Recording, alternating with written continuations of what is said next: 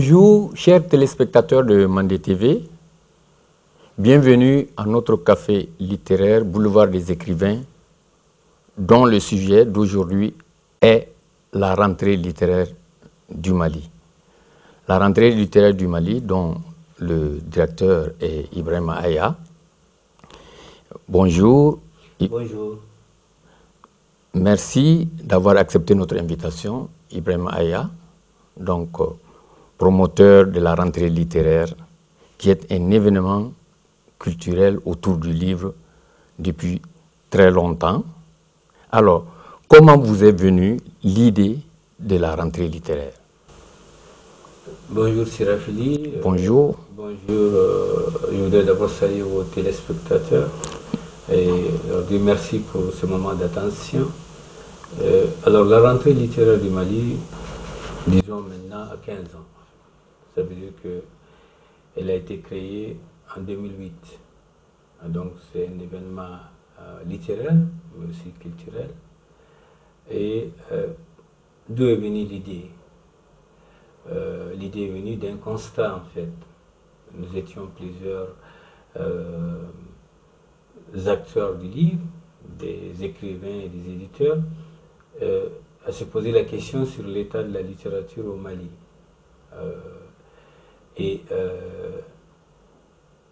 On est arrivé au constat que, en fait, les choses n'avaient pas beaucoup changé. À savoir que la littérature, c'est des récits. Mais notre récit était davantage raconté d'ailleurs. Raconté d'ailleurs, c'est-à-dire que, bien sûr, nous sommes un pays d'oralité, mais quand il s'agit d'écriture, c'est plutôt d'autres qui ont écrit sur nous, et donc qui ont fait notre récit. C'était bien sûr d'abord les voyageurs, donc vous connaissez voilà, tous ces grands voyageurs qui ont parcouru ces territoires dont fait partie le Mali d'aujourd'hui. Après les voyageurs, c'était les explorateurs, et après les explorateurs, les colons, puis après les colons, disons que, bien sûr, il y a les chercheurs, mais il y a aussi les simples touristes.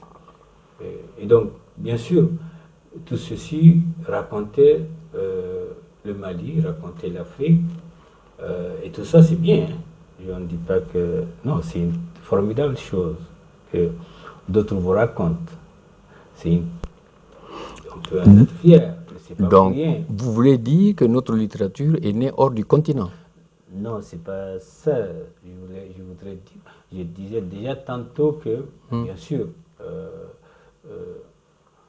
on se racontait déjà avec la littérature orale. Je veux dire, avec la littérature écrite, c'était quand même davantage les autres qui écrivaient sur nous, pour nous raconter au reste du monde, bien sûr. Mais je disais aussi tantôt que tout ça c'est bien. Et on peut en être fier si les autres nous racontent. Mais il est aussi de notre devoir de nous raconter nous-mêmes et de nous raconter au reste du monde. Alors pour être concret, en 2008, on a fait le point. Qu'est-ce qu'on a produit? Donc qu'est-ce qu'on a produit pour nous raconter? Et on a peut-être été surpris, mais en fait, on n'a pas été si surpris que ça, en fait. Puisque on sentait déjà que, bon, il n'y avait pas assez de production littéraire écrite. Mais on a été quelque part choqué de constater qu'il n'y avait que 4 livres de fiction qui ont été produits en 2008. 4 livres de fiction au Mali. Imaginez, c'est quand même un pays, pays de culture, un pays, enfin tout le monde le dit, hein, c'est un pays de culture, de civilisation. Oui, tout ça c'est vrai, mais peut-être que si on continue à ne produire que 4 livres par an, finira par dire que c'était un pays de culture et un pays de civilisation. Et donc, la question, c'était de dire, bon, est-ce que de ce que nous revendiquons, on pouvait être fier de ne produire que 4 livres. Donc, vous voulez dire que la rentrée littéraire est née de ce constat amer. Exactement. Et donc, on a considéré que, bon, il faut remettre les choses en l'état. C'est-à-dire que, bon, il y a eu aussi un moment de l'histoire où, bien sûr, nous écrivions. Parce que souvent, d'autres peuvent penser que nous ne sommes qu'un pays d'oralité. Non. Nous sommes aussi un pays d'écriture. La preuve, c'est les manuscrits de Tombouctou, de Guinée et d'autres villes. Donc, c'est parce qu'on écrivait qu'on parle aujourd'hui manuscrit. Mais bon, tout ça, voilà, on aurait pu en faire autre chose, bien sûr. Et donc, c'était de dire, ok, très bien, les autres nous racontent, mais ils nous racontent aussi de leur point de vue, bien sûr. Alors, qu'est-ce que nous pouvons faire pour nous raconter à nous-mêmes et aux autres? Et donc, l'idée, c'est de dire, à partir de ce moment, qu'est-ce que nous pouvons faire pour promouvoir un récit aussi qui est raconté à partir d'ici. Et donc, ça veut dire, qu'est-ce que nous pouvons faire pour promouvoir le livre, la lecture, et bien sûr, donc la création littéraire, la création intellectuelle. Et on a imaginé un événement qui puisse mettre la lumière sur tout ce qui concourt à la création littéraire. Donc, des écrivains, bien sûr, des éditeurs, mais aussi les autres professionnels du livre, de la lecture. Et donc, l'idée, c'était de dire, bon, si on mettait en place un événement pour promouvoir la littérature, peut-être que cela inciterait des gens, des porteurs de textes, à considérer qu'il y a besoin de continuer à produire, de continuer à écrire, inciter aussi les éditeurs à faire beaucoup d'efforts, peut-être plus d'efforts, pour rendre le livre accessible, mais aussi rendre le livre beaucoup plus intéressant. Bien sûr, le livre, c'est toute une chaîne, en fait. Et donc, c'est pas si évident que ça. C'est facile de dire, bon, on va promouvoir la création littéraire, mais ça demande tout un travail, parce que c'est sur tout un écosystème qu'on doit travailler. Et donc, pour concourir ou bien pour aider à mettre en place cet écosystème incitatif, il n'y a pas que les écrivains et les éditeurs. La preuve, c'est qu'on est aujourd'hui dans une émission littéraire, ça veut dire que les médias aussi contribuent à faire que le public s'intéresse ou découvre les textes qui sont écrits. Il y a les libraires qui font que les livres circulent parce qu'ils sont achetés. Il y a les animateurs ou les bibliothécaires qui font que des animations sont organisées pour inciter le public à lire et à s'instruire. Bon, il y a aussi les pouvoirs publics, parce que tout ça, ça demande aussi de mettre en place des infrastructures, de mettre en place un cadre qui puisse aider les acteurs et chacun dans son segment à faire ce qu'on attend de lui, donc en fait à faire tout simplement son job dans les meilleures conditions. Donc voilà un peu pour rappeler le contexte dans lequel cet événement est né.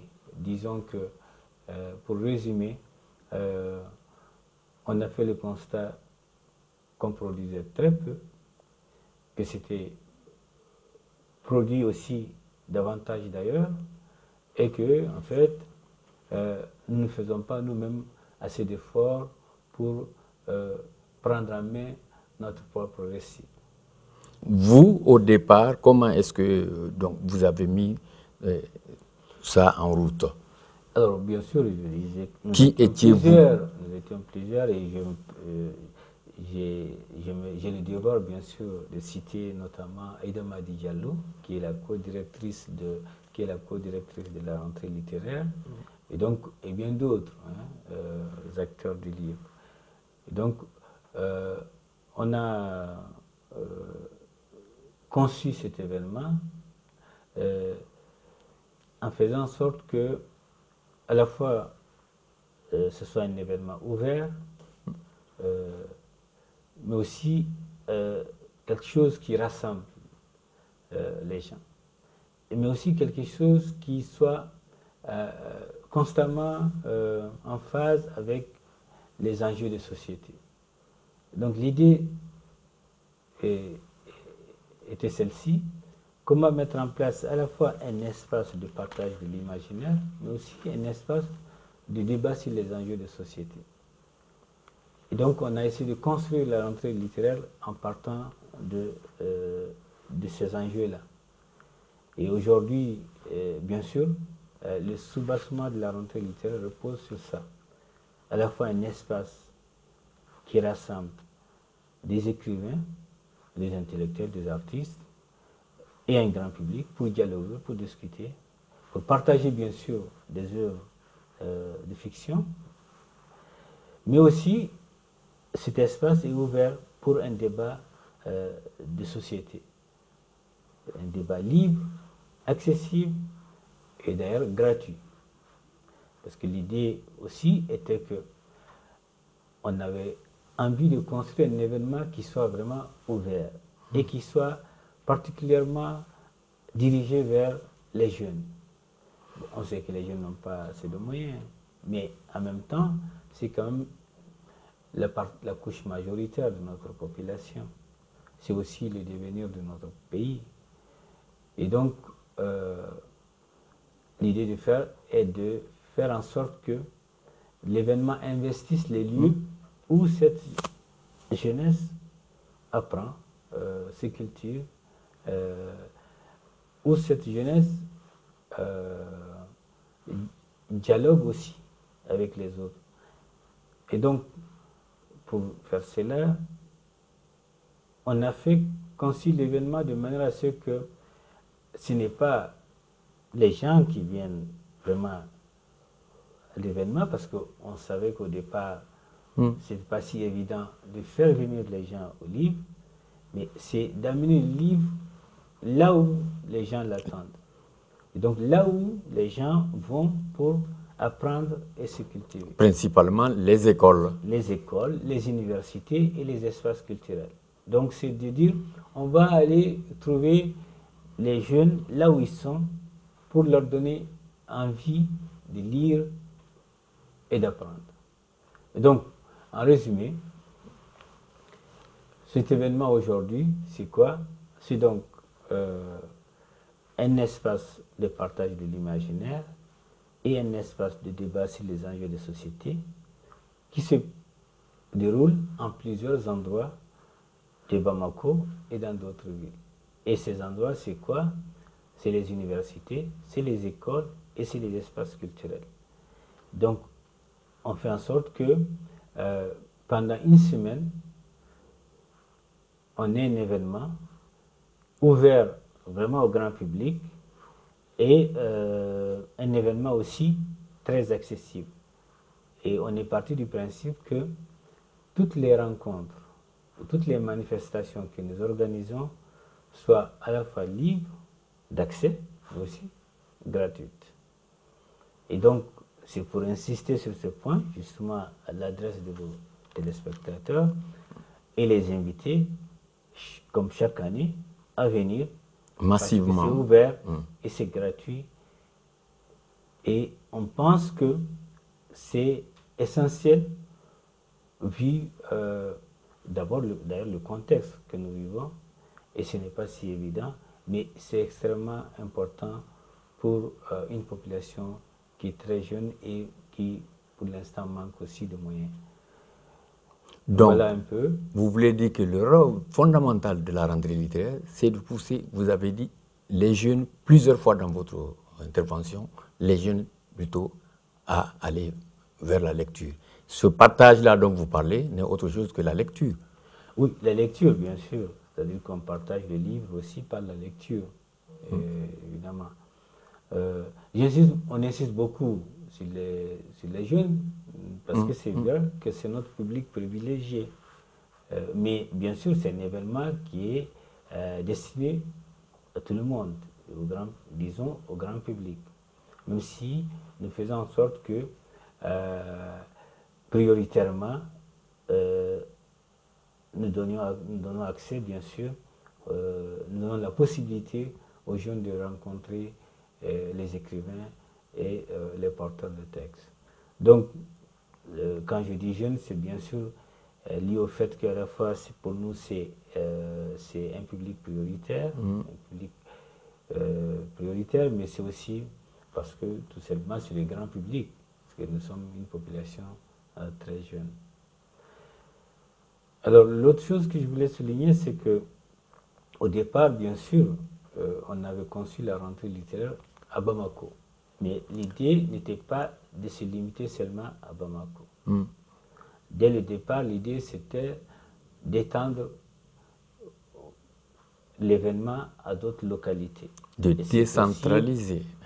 Oui, on peut dire si on comme peut ça. Dire, oui. On peut dire comme ça. Mais l'idée, donc, c'est en fait, au final, de couvrir l'ensemble du pays. C'est quelque chose d'extraordinaire si on y arrivait, mais c'est quand même ça notre ambition. Donc, l'événement s'organise déjà à Bamako, à Tombouctou, à Guinée, à Sikasso. Bien sûr, l'idée c'est de l'étendre à d'autres villes et à d'autres localités du pays. Donc, voilà un peu pour l'historique. Il faut dire aussi qu'en fait, tout ça, ça ne s'est pas construit, bien sûr, en un seul jour. On a déjà dit que l'événement a 15 ans, mais on a commencé tout petit. Et on est parti de l'idée que on n'allait pas résoudre tous les problèmes, bien sûr, de la littérature au Mali, mais en tout cas, c'est de faire en sorte que notre pays dispose d'un événement qui rassemble à la fois des Maliens, mais aussi disons, des professionnels du livre aussi d'autres pays. Donc on a construit tout ça étape par étape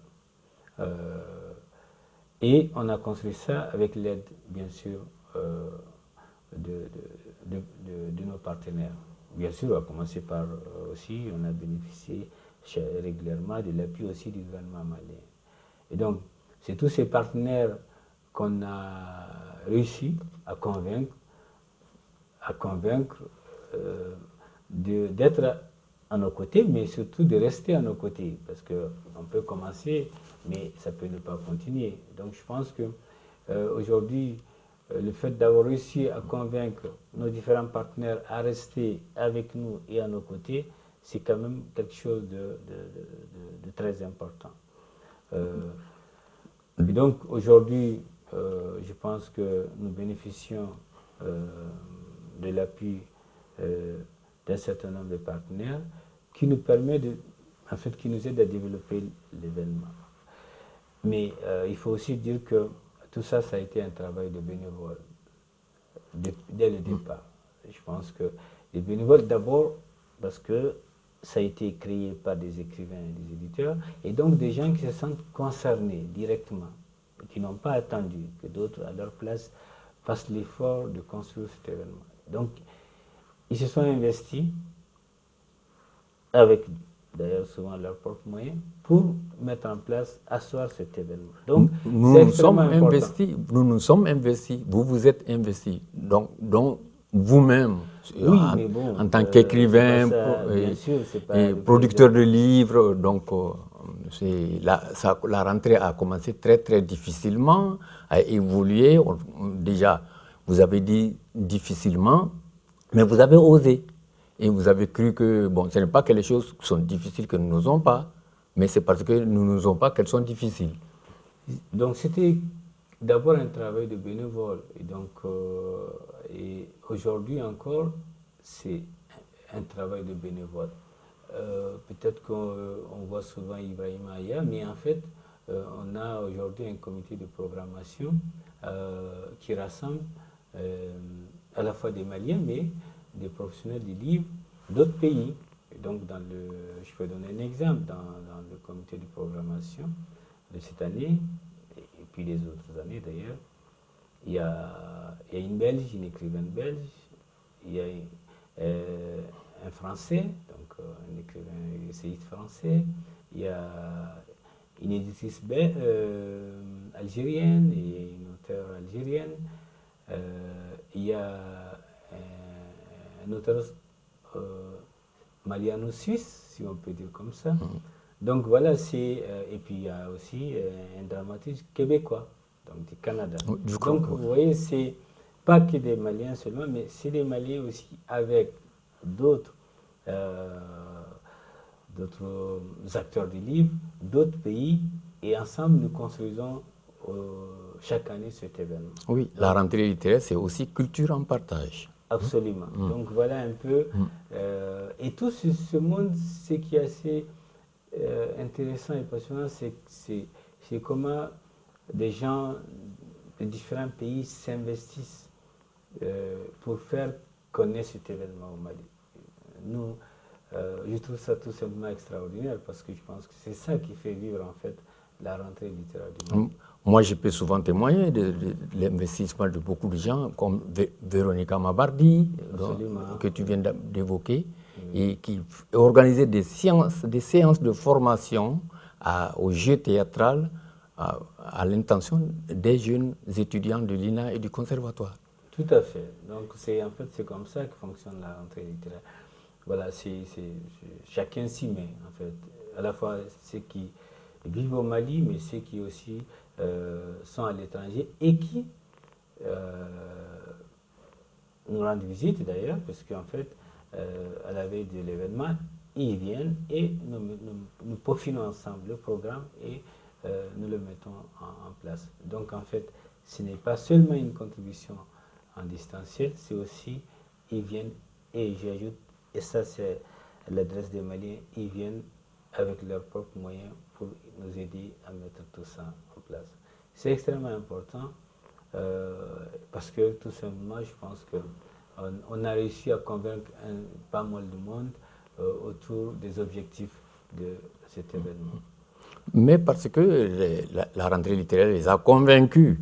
Et donc, on disait tout à l'heure, on parlait de formation théâtrale, etc. La rentrée littéraire, au-delà du livre même, a organisé des spectacles de théâtre. Oui, parce qu'en fait, tout ce qui est en lien avec le texte, avec le livre, avec l'écrit, ça fait partie de la rentrée littéraire. Donc, en fait, le théâtre, c'est aussi du texte, c'est aussi de l'écrit. La musique aussi, c'est aussi du texte et de l'écrit. Quoi encore? Du cinéma, c'est aussi du texte et de l'écrit. Donc tout ça, c'est si proche de la littérature. Et donc, on essaie de créer des passerelles pour justement aussi faire que notre public ait aussi envie et l'occasion aussi de vivre d'autres productions artistiques et culturelles. Donc, c'est de la littérature, mais c'est de la littérature avec les autres formes artistiques. D'accord. Nous vous avons suivi dans votre long parcours jusqu'à la 15e édition, qui sera celle de cette année. Parlez-nous de cette rentrée littéraire, le thème de cette rentrée littéraire et la spécificité de cette édition. Alors, disons déjà que, oui, la rentrée littéraire de cette année, en quelque sorte, c'est la rentrée littéraire des autres années, en termes d'objectifs. Parce qu'on a, en 15 ans, c'est toujours les mêmes objectifs, à savoir promouvoir la littérature, promouvoir les auteurs et leurs œuvres. C'est d'abord ça. Et aider à la structuration du livre, des filières du livre au Mali et en Afrique, et faire du Mali, voilà, vraiment faire du Mali un des moments forts de célébration de la création littéraire et intellectuelle en Afrique.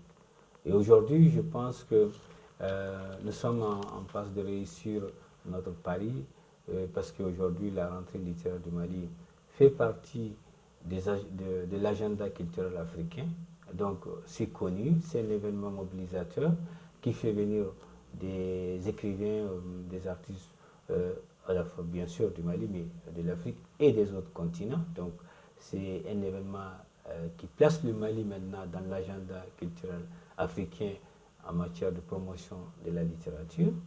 Donc de ce point de vue, nous pensons qu'on a fait un bon chemin. En termes de production et de promotion des livres, nous pensons que nous sommes aussi en train de relever le pari.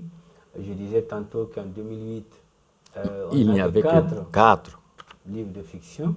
Maintenant, enfin, ces dernières années, on a à chaque édition au moins 50 livres nouveaux. Je dis toujours, c'est des livres nouveaux. Donc, c'est quand même pas mal. C'est peut-être pas grand-chose par rapport au pays où on produit des centaines. Mais pour le Mali, je pense que c'est déjà un pas assez important. Alors, vous avez dit décloisonner l'Afrique. Pourquoi ce thème? Voilà ce thème pour inviter les écrivains, les professionnels du livre, mais aussi le monde de la culture et notre grand public à discuter des questions de frontières à la fois linguistiques et territoriales. Et donc faire en sorte que qu'est-ce qu'on peut faire pour que ces frontières ne soient pas des freins à la circulation des idées, à la circulation des œuvres, à la circulation des auteurs. Et pour ça, justement, on met l'accent cette année sur deux choses particulièrement. D'abord, nous organisons le premier forum de manifestations littéraires en Afrique. L'idée, en fait, c'est de rassembler les responsables des différentes manifestations littéraires en Afrique, que ce soit de l'Afrique francophone, anglophone ou hispanophone, enfin, ou du Maghreb, les inviter ici à Bamako pendant 2 jours pour discuter de comment on peut mettre en place des mécanismes qui nous permettraient d'aider les écrivains qui résident notamment sur le continent à mieux circuler entre les pays et entre ces différents événements culturels, donc ces différentes manifestations littéraires. Autre chose de particulier cette année, c'est que nous invitons les prix littéraires d'Afrique. On connaît beaucoup les prix littéraires qui sont décernés ailleurs, mais on connaît peu les lauréats des prix littéraires décernés en Afrique.